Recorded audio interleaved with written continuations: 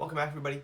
This is going to be lesson 6 in our linear relations section here on slope-intercept form. So now is when this unit kind of takes a turn and we start looking at all of the linear equations that we could have. There's 3 types that we're going to deal with for lines and our linear functions. So this is the first one. The equation of that linear function can be written in the form y equals mx plus b, and we've got a couple variables in there. X and y are what you would expect them to be, so if you had a coordinate point that had coordinates of x and y, you could put those in there, but m is our slope, but we saw that in our last video. M is the slope, b is going to be the y-intercept. Okay, so the standard form of this equation has it as a plus b. So if your y-intercept is positive, then it would be plus a constant. But if that y-intercept is a negative, it'll be you subtracting that constant. So let's see how we can use that to build a couple of equations. So we have a little bit of information. The graph of a linear function has a slope of 3 over 5. Okay, that's important. And the y-intercept is negative 4. That means for our equation, which is, here's the generic one, y equals mx plus b. That means we should be able to plug in some stuff for the slope and some stuff for the y-intercept. So y is going to be equal to 3 over 5x minus 4. And there's our equation. Okay, it's much more helpful to keep that slope as a fraction because it really does tell us what the rise and the run is. If I have a point, the rise is going to be 3, so I'm going to have to go up 3 from that point, but over to the right 5 units to create a new point that's on that line. It's much more helpful to keep that as a fraction. If we look at b, it's very much so the same thing.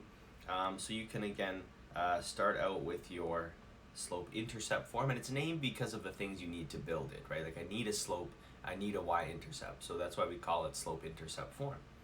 So inside, we can place in our slope, remembering that it is negative, so at least one of the directions will be a negative value, either the rise or the run, but not both. Okay, if both are negative, then the negatives cancel and you're in a positive case. Okay, so here is my equation.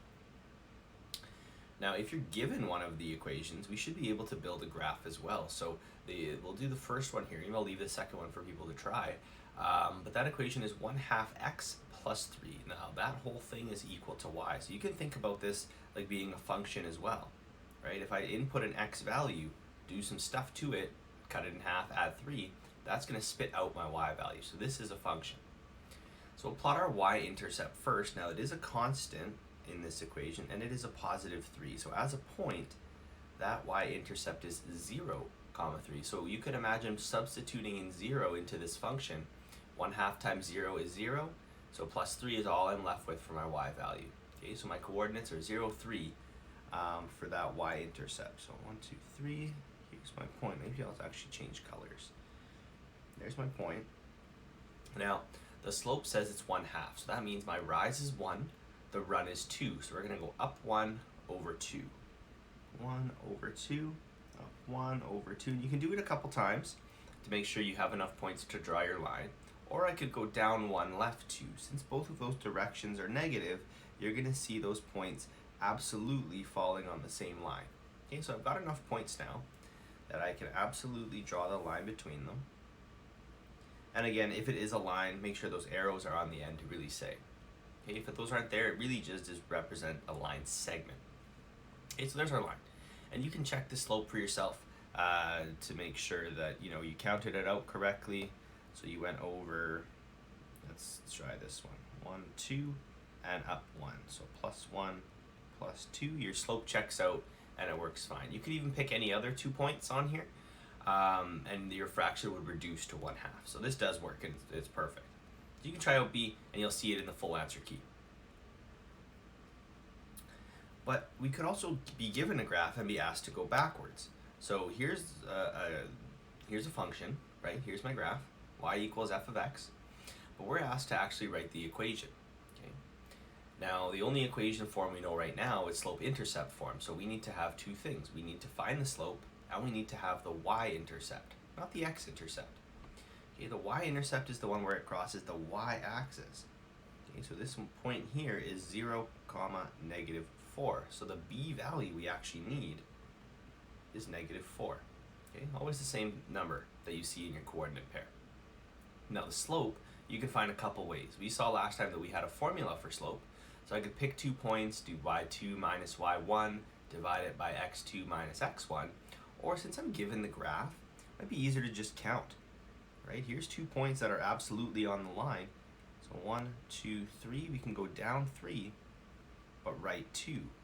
So the slope is equal to rise over run, where my rise is -3, but my run is 2. So now I have my slope and I have my b value for my y-intercept.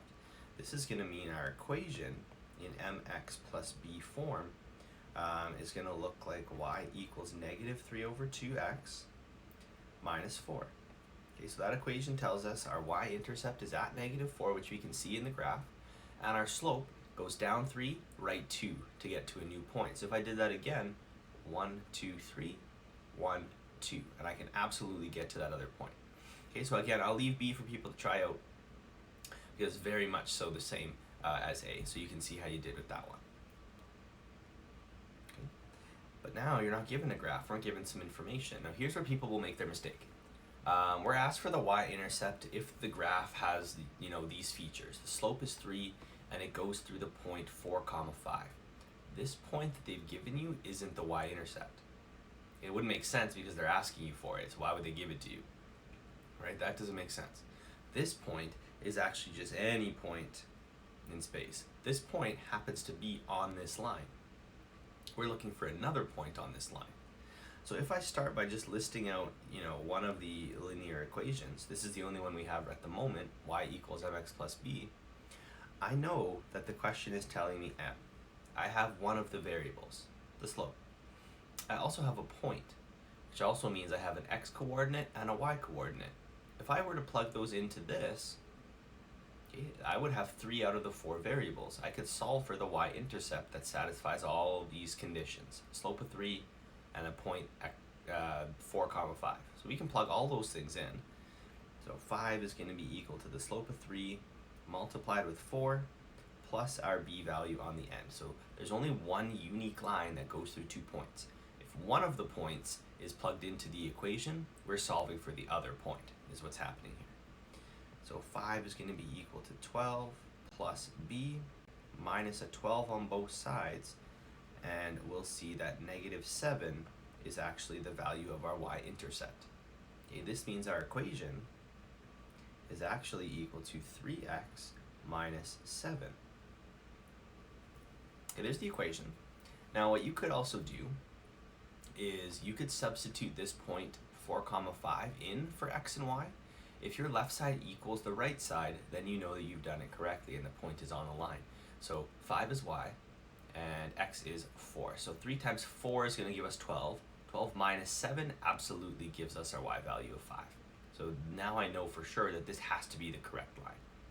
Okay, our y value, y-intercept -7, the 0.45 is absolutely on this line. Okay. So again, maybe I'll leave B. Again, very similar. You've got a slope, you've got a point. See if you can work out what that y-intercept is.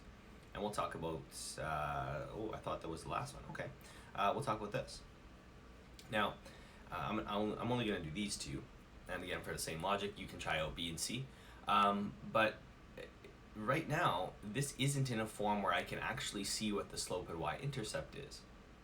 They are? I don't know. Not very good with grammar. But at the moment, things are rearranged in a way that isn't necessarily representative of slope-intercept form. It really should say y equals my coefficient of x and then x plus a constant. Right now it just isn't in that form, so it looks like my slope is 2. But let's actually put it into that y equals form to see if we're right. Now I have a choice here. I can move the y to the other side, or I can move the 2x to the other side. Now I'm going to choose to move the 2x because the y is already positive. Right, and I need to have positive y here. So y equals -2x plus 8. Now I can actually see what my slope is. My slope's actually -2. If I were to leave it in the form it was before, it looks like it's +2. So just be careful. And we do need to rearrange them to actually make sure we get those values correct. Okay, my slope's -2 here. Now for D, this is what we would call general form. So this is another one of those linear equations which we'll see in a future video. But right now, this doesn't tell me anything about the slope and the y-intercept. It just shows everything nicely together on one side. It's all equal to 0. It just looks nicer, like visually. It's very helpful in finding the intercepts. But right now, it really doesn't give us any good information about the slope or the y-intercept. So let's rearrange it. Again, two choices. I could move y to the other side, the whole term that has it, or I could move the x term and the constant term. Makes no difference. I'm a little bit lazy, so I'm going to move only one term. Okay, I'm going to be a little bit smart about this. So I'm going to leave the 4x minus 10 on the left side of equals and have negative 2y's on the right. Now I don't want negative 2y's, we just want 1y. So let's divide everything that I see by negative 2. Okay, that'll get rid of that coefficient for us. So that means that negative 2x plus 5 now, because be careful of those negative signs, they'll cancel, plus 5 equals to positive y. Now I have the equation I need. It's y equals, and then my rest of stuff. If you don't like seeing it that way, this is the same thing as saying y equals negative 2x plus 5. Right, where your slope's the same, your slope's negative 2, your y-intercept a positive 5. So as long as we can rearrange them, this will give us all the information that we need. And it is a crucial skill taking one equation to get it into the form of another, especially for those of you who take physics, chemistry, when you have to manipulate those equations and rearrange them to get what you need. So there it is. Now you can try B and C, and again, you'll have the answers in the key. So there's one more we'll take care of, just a bit of example using this as a function, right? So this student council supported a dance, or sponsored a dance, sorry. A ticket cost $5, a DJ was $300. Write an equation for the profit in P dollars, so P for profit, on the sale of T tickets, T for tickets. Okay, so I'm gonna write this using a function. Really what this is a profit function. Profit's gonna be the dependent variable. Tickets is independent, right? The profit I make depends on the number of tickets I sell. So the profit as a function of the number of tickets. That's what this really says. P as a function of T. Profit as a function of tickets. Now that's going to be equal to some equation in terms of T, right? T is really the input here. So it costs $5 per ticket. So 5 times T. If I sell one ticket, I make $5. But then I have to remember about Buddy the DJ, right? He's got to get some money as well. Right, so his money is $300 as a flat rate. The amount we pay him does not depend on the number of tickets we sell. Right, they'll always make, there we go, they'll always get that $300. Okay, so there's our function, there's our equation. Now again, this is a linear equation, slope-intercept form. I can see the slope of 5 in front of my x. If you really want to compare it to your generic one, there it is in red. And we can have all of the same pieces of information. Right, x would be my input, t is my input, 5's the slope, 300's the y-intercept. So let's use that function to do some stuff here. So suppose 123 people bought tickets. What was the profit? So we're looking for the value of P when the input is 123. So we're going to change our T to say 123 instead, 123 tickets plus 300. Now, I really should have thought about this before. I need a calculator, because I don't want to mess up this number. So, oh, this is good, so you can't see it. So 5 times 123, enter, plus 300. Okay, so that is going to be $915. So when 123 tickets are bought,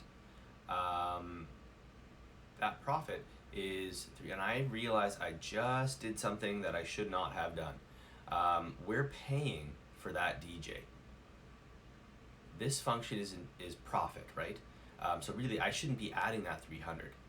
That should be a minus 300. Totally my fault. DJ has to get paid, so that's got to come out of our money. So I got to switch that sign. If you were wondering about that, you were absolutely right. So that should actually be a negative 300. Totally my mistake.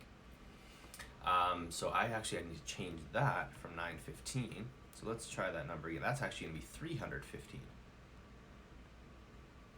Okay. So there's the total amount of money we'll make from ticket sales, but we also have to pay the DJ, so we lose 300. So the money we have left will be our profit. So $315. Okay, there we go. So C, suppose the profit was 350. So let's suppose that the profit as a function of number of tickets I sell is equal to 350. How many people bought tickets? Now I'm looking for T. So P of T equals 5T minus 350. Okay, that's the information we have. So now I know that 5T minus 350 should be, not minus 350, minus 300. That equals 350. So this means that 5T is going to equal 615. So let's take 615, divide it by 5, and 123. What did I do? Oh, not 615. That's the same one as before, 650. Okay, there we go. 650 divided by 5, 130. So this time 130 people bought tickets.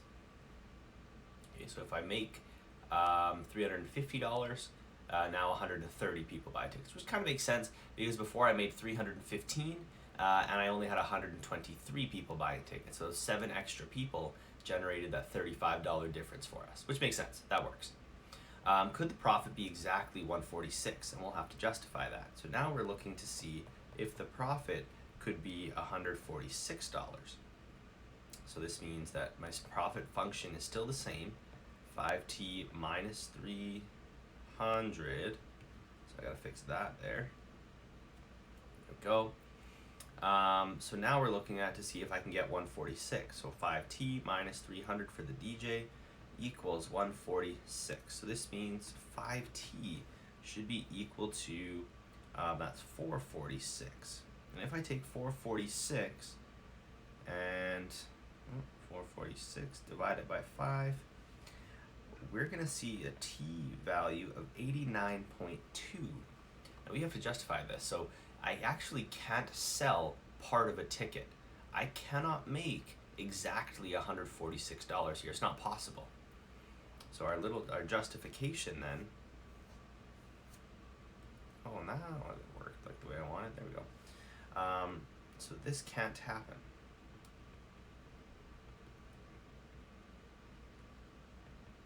We cannot sell part of a ticket. Right? We can only sell whole amounts. So either we sell 89 tickets or we sell 90. Right? We can't sell a decimal amount. Okay, so there's our slope-intercept form of that equation. So I'm sorry about the little mishap we had in the middle there. Totally my bad. And you can see how that plus sign really does affect things. So just be careful because it does happen to us too. So I really do hope these help. If you do want to ask me any questions, you have my email. Follow me on Instagram. Follow me on Twitter. I'd be more than happy to get in touch with you and do all those things. But until next time, everybody stay safe. Take care. Have a great rest of your day.